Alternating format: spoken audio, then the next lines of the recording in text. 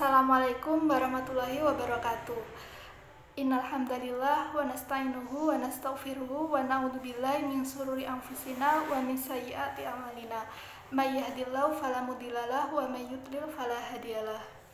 Asyhadu an la ilaha illallah wa asyhadu anna Muhammadan abduhu wa rasuluh.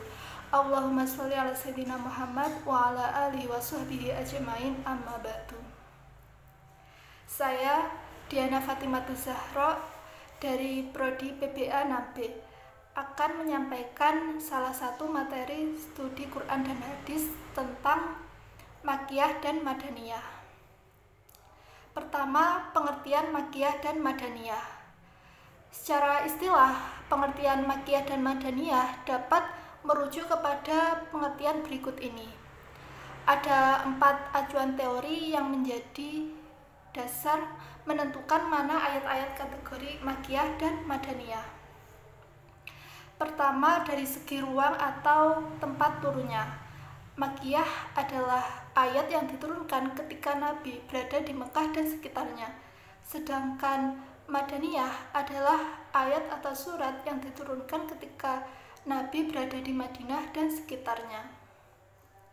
Yang kedua, dari segi sasaran atau al-mukhatab. Makkiyah adalah ayat atau surat yang seruannya ditujukan kepada penduduk Mekah. Ayat-ayat ini umumnya dimulai dengan lafaz ya ayuhan nas atau ya ayuhal kafirun. Hal itu menunjukkan bahwa penduduk Mekah pada waktu itu terdiri dari orang-orang kafir dan musyrik. Sedangkan Madaniyah adalah ayat yang seruannya ditujukan kepada penduduk Madinah. Ayat-ayat ini biasanya diawali dengan ya ayyuhalladzina amanu. Hal itu menunjukkan bahwa penduduk Madinah ketika itu mayoritas adalah orang-orang beriman. Yang ketiga, dari segi kandungan ayat. Makkiyah adalah ayat atau surat yang berisi cerita nabi-nabi dan umat-umat terdahulu, baik menyangkut kejayaan maupun kehancuran. Sedangkan Madaniyah adalah ayat atau surat yang berisi tentang hukum seperti hudud, faraid, dan lain sebagainya. Yang keempat, dari segi waktu turunnya. Makkiyah adalah ayat yang diturunkan sebelum hijrah ke Madinah, meskipun di luar kota Mekah. Sedangkan Madaniyah adalah ayat atau surat yang diturunkan sesudah Nabi hijrah ke Madinah, sekalipun bukan di kota Madinah. Menurut para mufassir, teori ini dianggap yang paling benar dan memiliki keunggulan, sebab rumusannya mencakup seluruh ayat Al-Quran, sehingga dapat dijadikan batasan dan definisi. Selanjutnya, cara menentukan Makkiyah dan Madaniyah. Para ulama bersandar pada 2 cara, yakni sima'i naqli dan qiyasi ijtihadi. Sima'i naqli atau dinukilkan secara lisan.